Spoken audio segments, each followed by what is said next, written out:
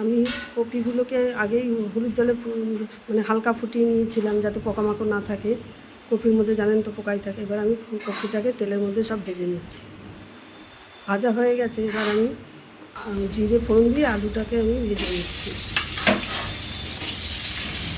আলুটা ভাজা প্রায় হয়ে এসছে।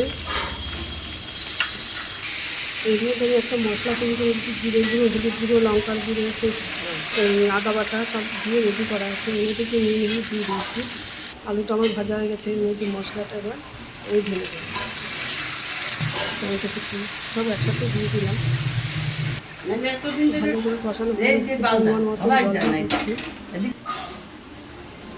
আমি কপিটাও দিয়ে দিয়েছি। দিয়ে দেখুন আস্তে আস্তে তরকারিটা একটু সিদ্ধ হলে, কপিটা এবং আলুটা পুরোটাই সিদ্ধ হলে তারপর আমি এর মধ্যে দিয়ে দেবো একটু দুধের গোলা করে রেখেছি। একটু গ্যাস ময়দার সাথে একটু দুধ গুলিয়ে দিয়ে দিয়েছি যাতে জিনিসটা গাঢ় হবে।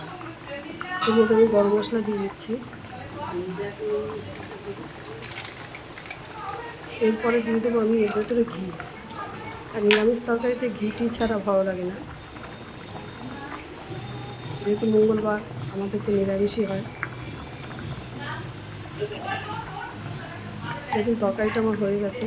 এবার একটু নাড়িয়ে চাড়িয়ে আমি ফুলকপির তরকারিটাকে নামিয়ে দেবো।